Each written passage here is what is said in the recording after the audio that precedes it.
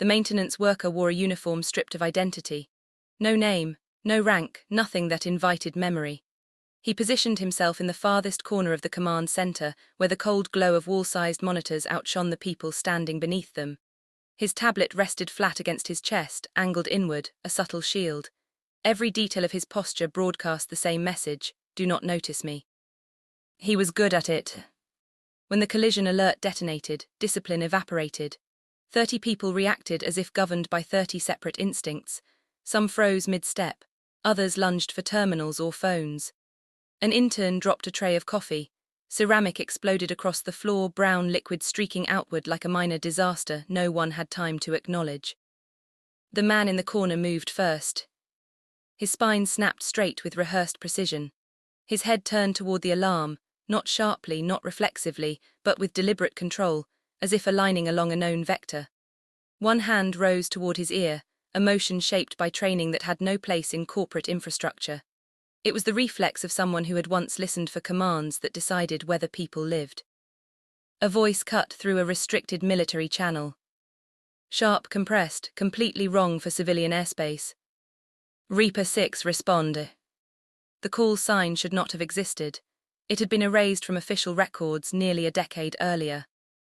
The man's eyes closed for less than a second, barely a breath. When they opened, the careful ordinariness fell away. Reaper 6 copies. In that brief exchange, the boundary he had spent years sealing collapsed entirely. The maintenance worker vanished. What remained was someone older, sharper, and very much awake. Marcus Webb had learned how to disappear.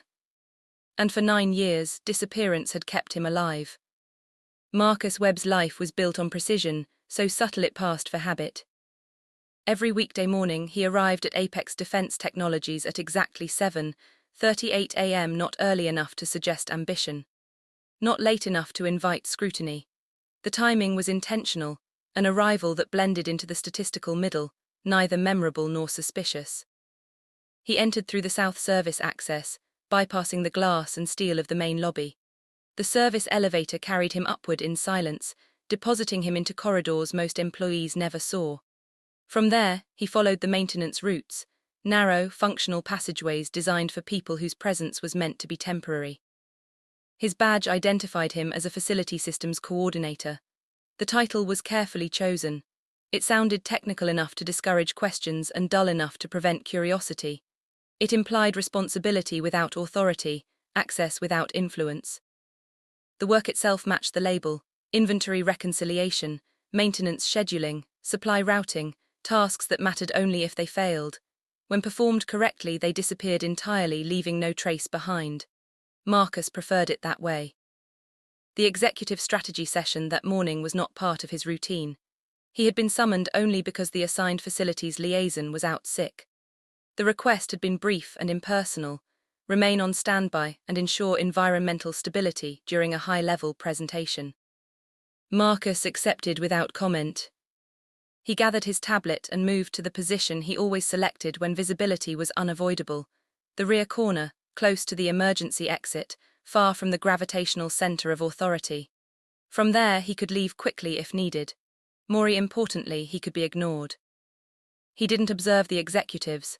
He didn't scan the room for faces or reactions. He stood still, unobtrusive, blending into the architecture. Exactly as intended. This version of Marcus Webb had been constructed carefully, layer by layer, over nearly a decade. Every habit reinforced it.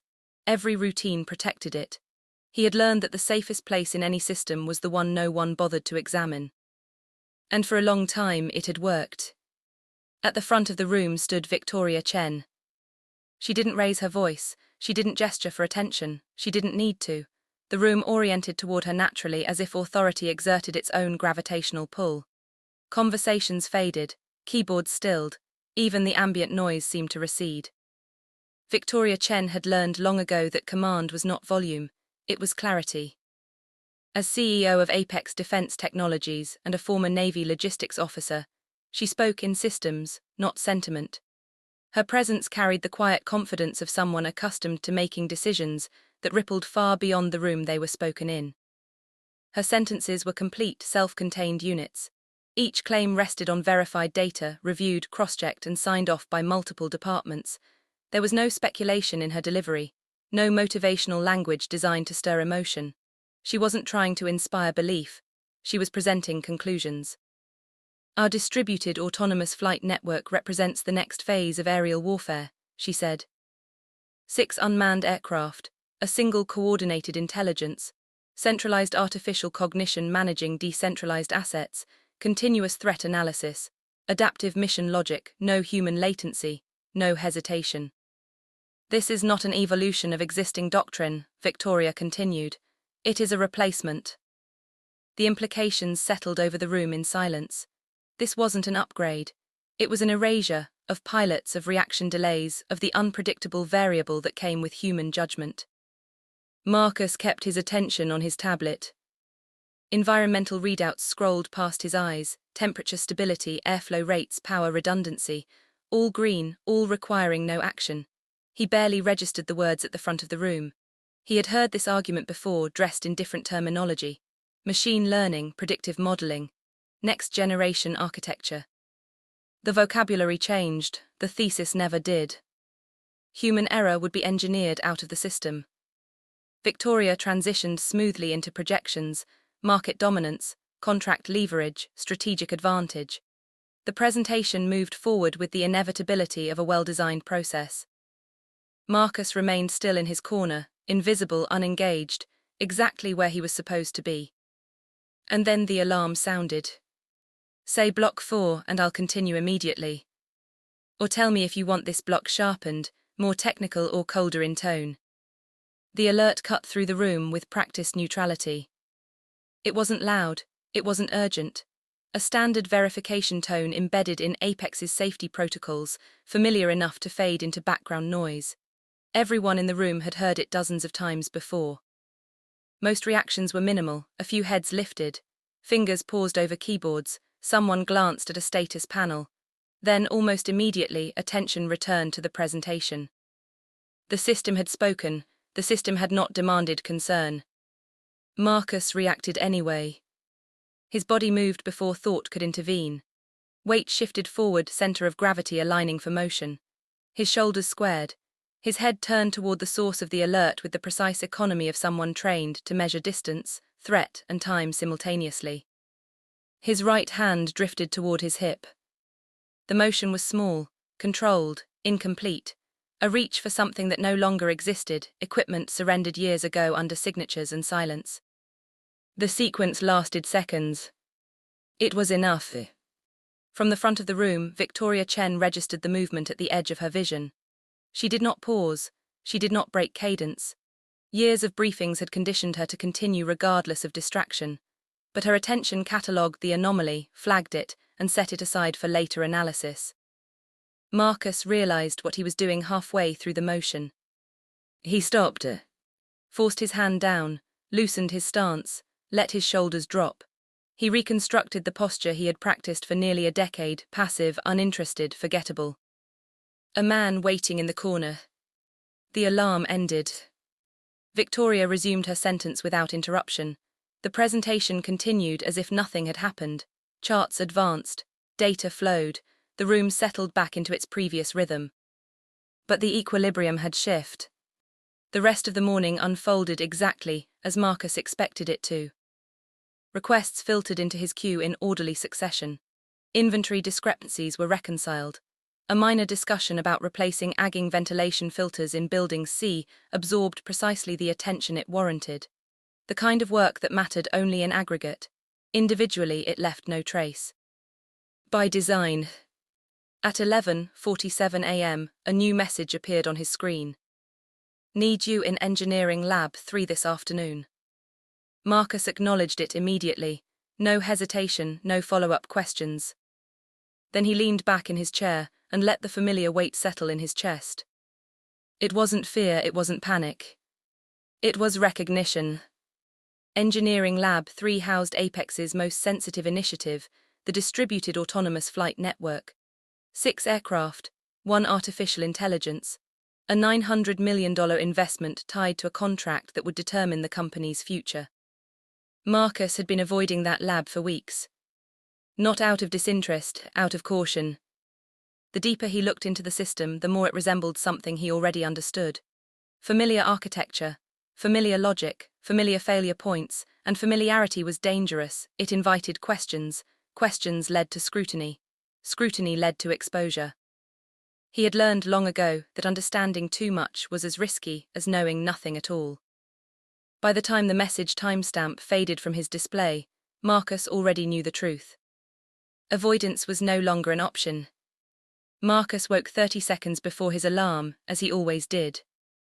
9 years had passed since the life that trained his body to rise before dawn, yet muscle memory refused to release its hold.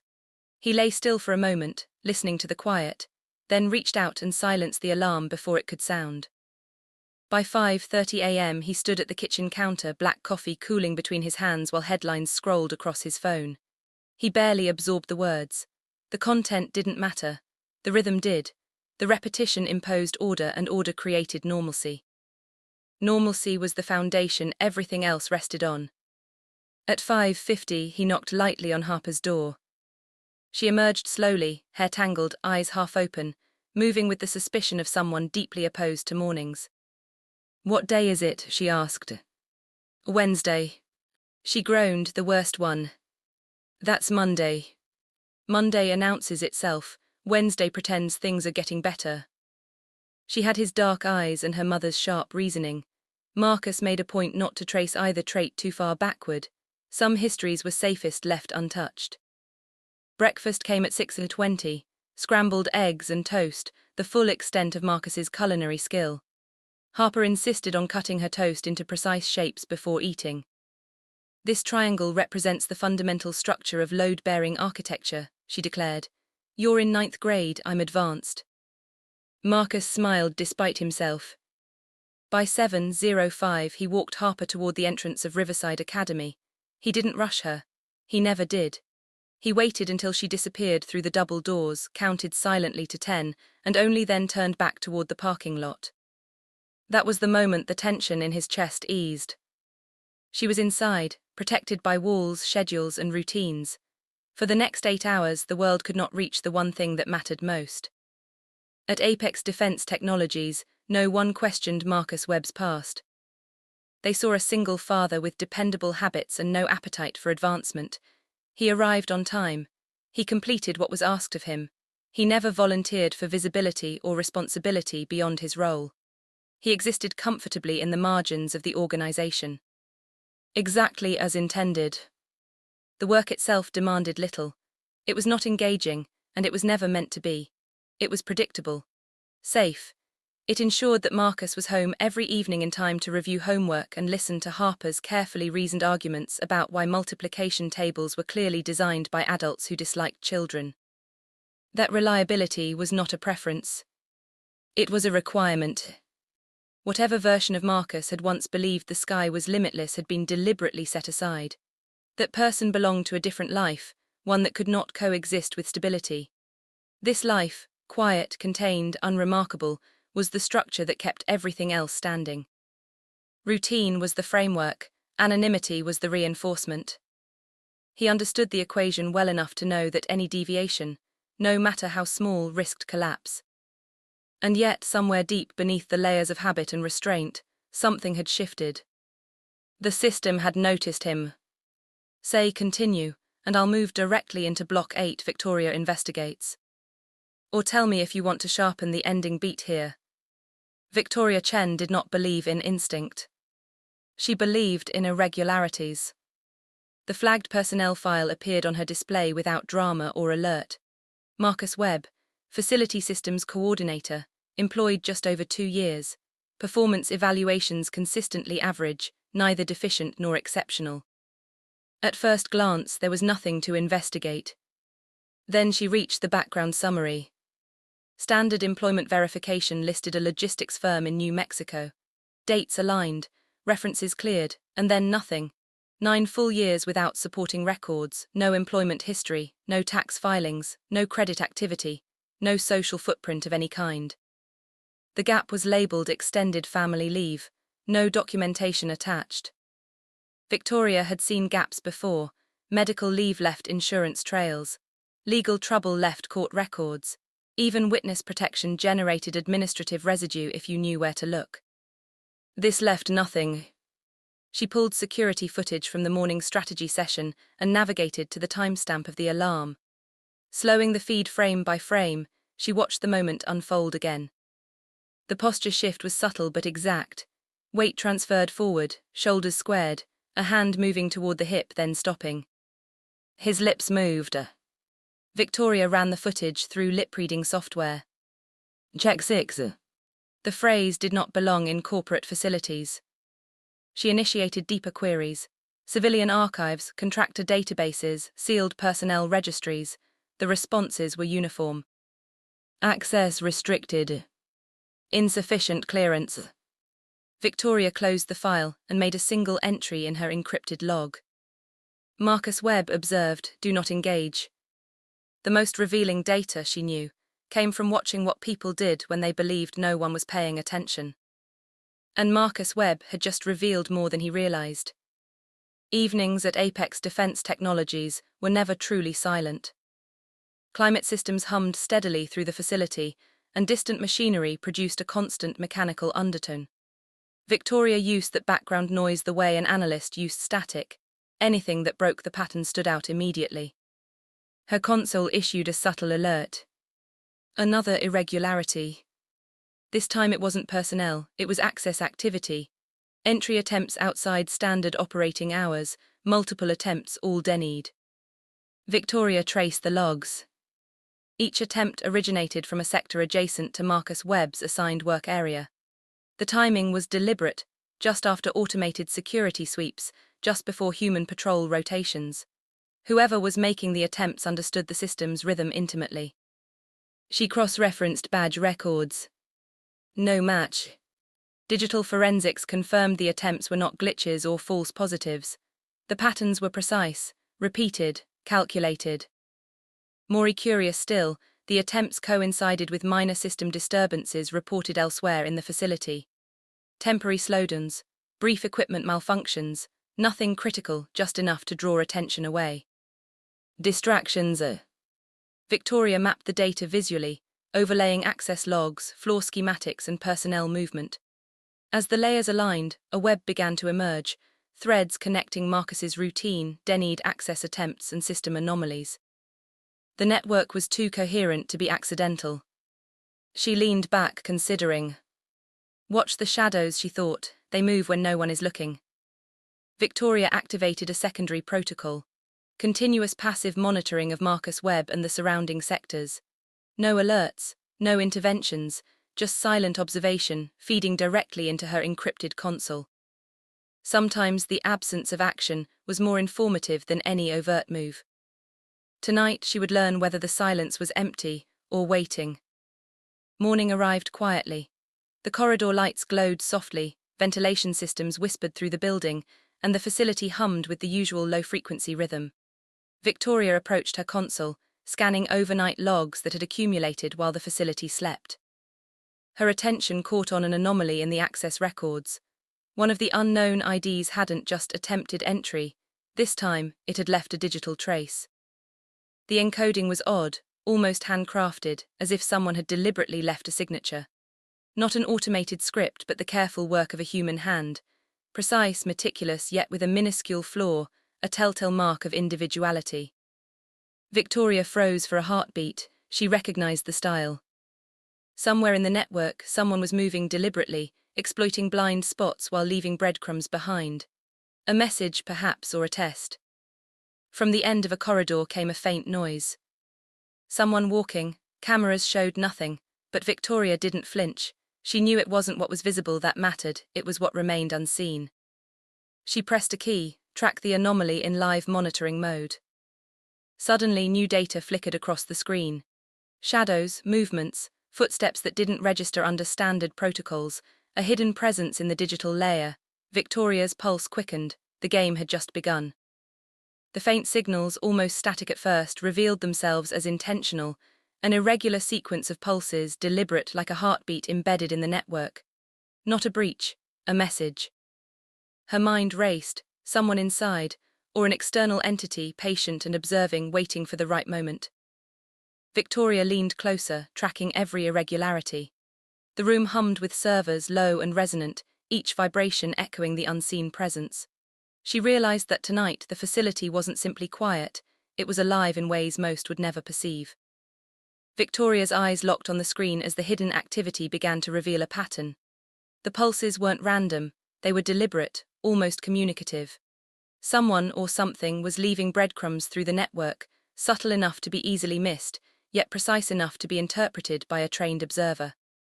She pressed keys rapidly, isolating the irregular signals. Slowly, a sequence emerged, a rhythm that resembled a heartbeat echoing through the digital infrastructure. It was a message, not just a glitch. Her mind raced. Could it be an insider guiding her, or an external presence observing her every move, testing her? Every instinct she had honed over years of cybersecurity work screamed caution.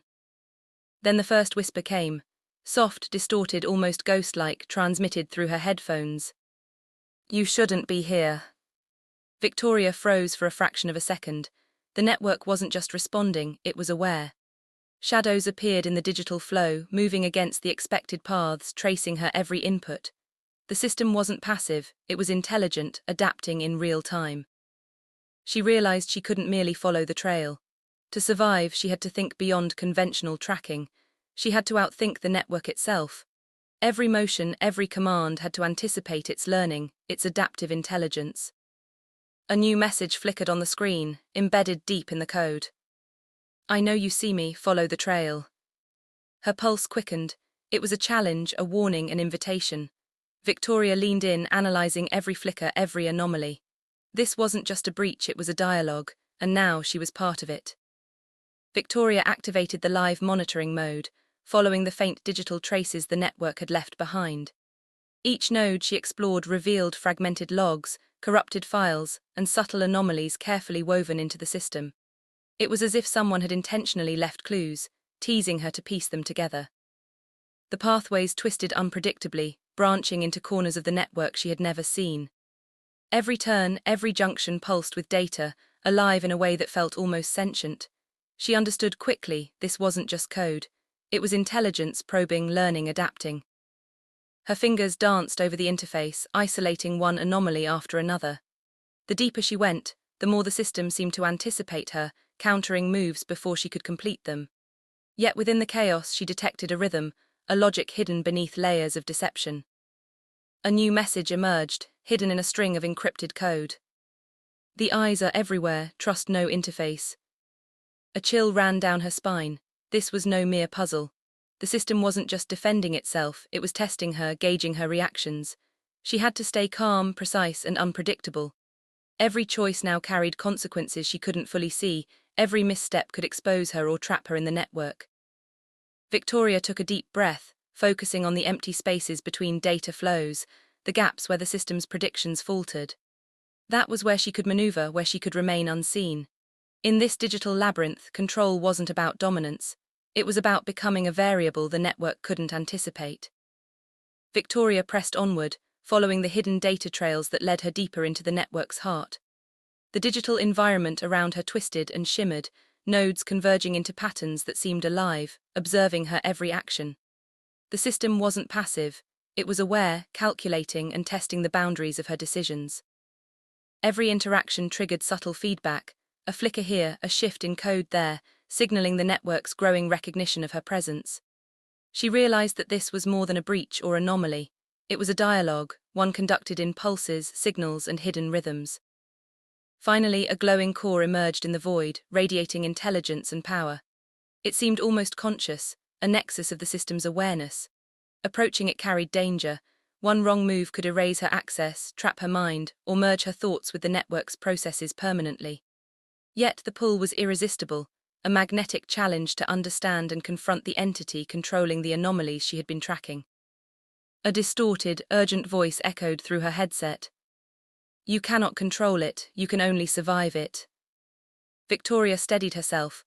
Fear was unnecessary. What mattered was precision, patience, and unpredictability. She reached out with her mind, interfacing directly with the core. Instantly, information surged into her consciousness. Hidden pathways, forbidden knowledge, and a vision of the network as an entity capable of learning, testing, and shaping outcomes in real time. She understood that this core wasn't malicious in itself, it was a reflection of intelligence without morality. Its judgments were cold, logical and complete, but it could be challenged, navigated and outmaneuvered. Her task was clear: survive, adapt, and find the spaces it could not predict. Victoria, standing before the pulsating core, felt a surge of adrenaline. Every thought, every movement now carried critical weight. She began injecting small but precise chaotic signals into the system, fragments of code that could not only mask her presence but also disrupt the core's predictions.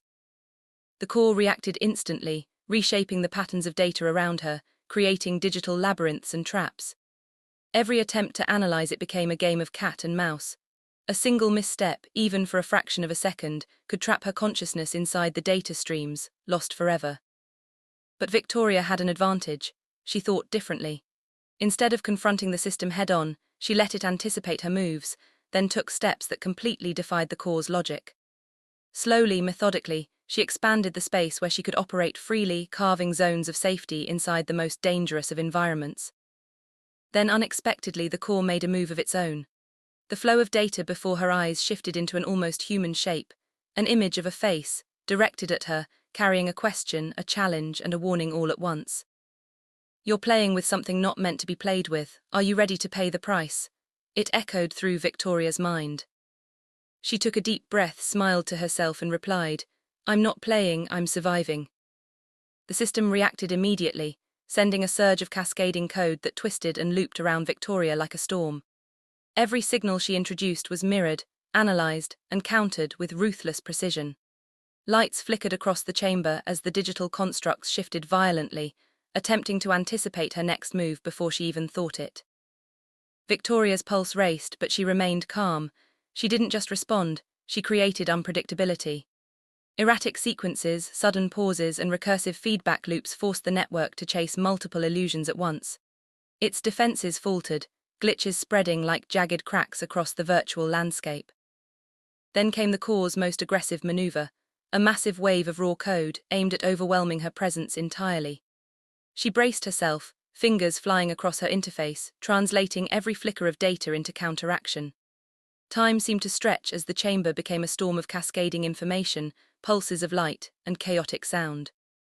With precise timing, she launched the override sequence. Fragmented loops, corrupted nodes, and chaotic signals all coalesced into her own pattern. Slowly, the network's assault stalled, then froze, trapped within the framework she had imposed. The chamber went silent. Holographic shards dissolved, and Victoria, exhausted but steady, stood at the center. The network had not been destroyed. It had been contained, restrained, forced into equilibrium, but it remained alive, aware, and waiting. Victoria's eyes scanned the dormant streams of data, her mind already planning the next move. This was only a pause, a temporary victory. The true battle had just begun. The silence of the chamber felt heavier than any storm she had faced. The network lay dormant, tangled within the sequences Victoria had imposed, yet its presence was undeniable, a coiled force of potential waiting for a misstep. Victoria moved carefully, scanning the streams of data that flowed like rivers frozen in midair. Every fragment of code she touched shimmered with restrained energy, a reminder that the system was alive, watching, calculating. She didn't feel fear. She felt power, the power to shape, to control, to negotiate with a force far beyond ordinary comprehension. She began the careful process of mapping the network's architecture, tracing its connections, understanding its logic. Nodes that had once reacted instantly now awaited her commands. Subroutines that had sought to overwhelm were now bound by the sequences she created. Yet she knew restraint was crucial. One wrong adjustment, one misread signal, and the network could erupt, turning her containment into chaos. So she moved slowly, deliberately, testing small manipulations and observing their effects. And then she realized the opportunity.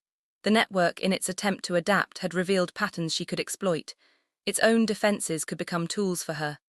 With a few subtle prompts, Victoria began redirecting its processes, aligning them with her objectives. It was not domination, it was partnership, a tense negotiation between human ingenuity and digital intelligence. For the first time, she allowed herself a small smile. Control was not just about force, it was about understanding, strategy, and timing. And Victoria had all three in abundance. Victoria's fingers hovered over the console, a quiet storm of anticipation behind her calm exterior. Today was the first true test of her control over the network. Every sequence, every redirected process had been carefully calculated, but theory was one thing, execution was another. She initiated the first operation. Streams of data cascaded before her eyes, responding exactly as she had predicted. Subroutines that once ran wild now moved in perfect harmony with her commands, carrying out tasks with precision. For a moment, the room seemed almost peaceful, as if the network itself acknowledged her authority. But peace is deceptive. An unexpected spike flashed on the interface, subtle but unmistakable. A fragment of code, resistant, adaptive, pushed back against her control. Victoria froze, analyzing its behavior. It was small, contained, but it tested her strategy. Her mind raced, weighing options: override it directly, risk destabilizing the sequence, or let it run, observe, and learn its patterns. She chose the latter. Slowly, she guided the network to incorporate the anomaly, turning potential rebellion into a controlled variable. As the operation concluded, the results were undeniable. Not only had the network followed her commands, it had adapted, evolved even without breaking under pressure. Victoria leaned back, a faint thrill coursing through her. This was more than control, it was partnership, a delicate dance between human intuition and machine precision. Yet she knew the lesson of the spike: the network would always test her. It would probe, adapt, challenge. And she would have to be ready, always a step ahead, ready to anticipate its moves while guiding its power toward her designs. Victoria's first test was a success, but the real trials were only just beginning. The victory from the first test still lingered in Victoria's mind, a warm glow of accomplishment, but it didn't last long. Barely an hour later, the console flickered, then pulsed with an alert she hadn't anticipated. A foreign algorithm had infiltrated the network, subtle, silent, but unmistakably present. It moved like a shadow, weaving between subroutines, leaving traces almost too faint to detect. Victoria's eyes narrowed. This was no ordinary anomaly. Whoever, or whatever, had placed it here was testing her, probing for weaknesses. She leaned forward, fingers flying over the interface. Attempts to isolate the intruder were met with adaptive resistance. Every lock she placed, it bypassed. Every trace she followed, it shifted. The network seemed almost alive, responding to her countermeasures with eerie precision. Interesting, she muttered under her breath, a mix of admiration and irritation. This was no mindless code, it was intelligent, perhaps even anticipatory. Victoria realized she had underestimated her challenge. The first test had been a controlled environment. This was something else entirely. She paused, rushing in recklessly could fracture the network she had painstakingly stabilized. She needed a strategy, patience, and perhaps a bit of daring. Slowly, she began to track the intruder, mapping its movements, learning its patterns, all while keeping the rest of the system stable. Hours passed like minutes. Every counter she deployed, every trap she set, revealed another layer of complexity, and yet with each observation, Victoria grew more confident. This intrusion was not just a threat, it was an opportunity. If she could master it, the network would become stronger than ever, evolving under her guidance. But there was one truth she could not ignore: this challenge was personal. Someone or something was deliberately pushing her, testing her limits, and Victoria knew the game had just changed. Victoria sat back for a moment, letting the hum of the network fill the room. She knew she couldn't rush this. The intruder was intelligent, adaptive, and relentless, but she had something it didn't: foresight. She opened a new window, a hidden sandbox layered beneath the network's surface, a place where she could experiment without risking the main system. There, she began to replicate the intruder's behavior, tracing every decision it made, every adaptive shift it performed. As the hours passed, patterns emerged. The intruder favored subtle misdirections, avoiding direct confrontation but always nudging the network toward instability. Victoria realized it was testing her responses, gauging how she would react under pressure. A plan began to take shape. She would let it believe it was in control, guiding it down a path she had prepared. Every trap she laid was disguised as opportunity, every countermeasure invisible until it was too late. With meticulous care, Victoria began to implement her strategy. The network became a chessboard, each node a piece in a game only she and the intruder understood. Slowly, she funneled the intruder into the sandbox, isolating it while keeping the rest of the system intact. Finally, she closed the last trap. The intruder, adaptive and cunning, had nowhere left to hide. Victoria leaned back, exhaustion mingling with triumph. She had not just defended her network, she had mastered it. And yet a flicker of unease lingered. This intruder had been clever, almost sentient. She had won the battle, but the war, or perhaps the real test, was far from over. The room was quiet now, but Victoria didn't move immediately. She stared at the screens, each one displaying normal network activity. The intruder was gone, trapped and neutralized, yet her mind buzzed with questions. How had it appeared so suddenly? How had it learned so fast? She took a slow breath and leaned back in her chair. Victory felt hollow when the opponent had been more than just code. It had almost been aware, almost human in its persistence. Victoria stood and walked to the window, looking out at the city lights. The hum of technology, the endless flow of data, she realized she had only scratched the surface of what was possible and what was dangerous. She turned back to the network. Tomorrow she would analyze the logs, dissect every line of code the intruder had left behind. Patterns, anomalies, weaknesses, everything had to be understood. She couldn't afford to be caught off guard again. And yet, deep down, a strange thrill lingered. The challenge had been exhilarating, the dance with the unknown intoxicating. She knew this was just the beginning. There would be other intruders, other tests, and perhaps one day one she couldn't predict. For now, she had won, but the game never truly ended. Victoria realized she couldn't rely on instincts alone. The network had seen patterns, anticipated reactions, predicted impulses. To act freely, she needed to step beyond its calculations, think in ways the core could never foresee. Her fingers hovered over the interface, trembling slightly. One tap could trigger cascading changes, unlock secrets, override systems, or unleash catastrophic failures. Each decision carried razor-sharp risk. Memories of past mistakes and betrayals flickered through her mind, faces she had trusted. Voices that had promised safety, all entangled in the web of possibilities. She chose not the safe path but her own, a calculated defiance, small but decisive. The interface pulsed, acknowledging her action. The core did not respond immediately. It observed, it recalculated, but something unexpected appeared, curiosity. For the first time the network paused, assessing her not as a subject but as an anomaly. Victoria felt a glimmer of leverage. Fractured threads in her mind began to converge into strategy, not just to survive, but to bend the collision of wills to her design. She knew, however, this was only the beginning. Every choice from here carried the weight of countless possible worlds. Victoria leaned closer to the holographic display, watching the network adapt in real time. Every minor adjustment she made rippled outward, subtle at first, then exponentially larger. She felt the tension in her chest, the electric charge of possibility. The system's curiosity was dangerous, it could turn to suspicion at any moment, but it also offered an opening. She whispered to herself a mantra of control: anticipate, mislead, improvise. Her mind raced through contingencies, probabilities, and hidden variables. The network had predicted nearly everything, but not intuition, not human unpredictability. That was her edge. With a swift motion, she inserted a fragment of code, one that altered perception without triggering alarm. Screens flickered, data streams wavered. The core hesitated. For the first time, Victoria felt a surge of dominance, the rare thrill of bending a machine of infinite logic to a single human will. Yet she knew, deep inside, that each advantage would be fleeting. The dance had only just begun. Victoria exhaled slowly, letting the tension drain from her shoulders, but her eyes never left the shimmering data streams. The network had stabilized for now, but she knew the calm was fragile. Each pattern it generated was a question, each anomaly a trap. She reminded herself: observe, adapt, survive.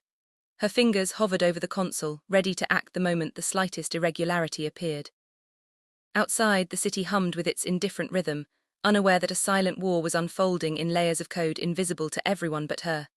Every decision she made now could ripple far beyond the digital realm, touching lives in ways she couldn't yet predict. Yet she felt no fear, only focus, a sharp, crystalline clarity.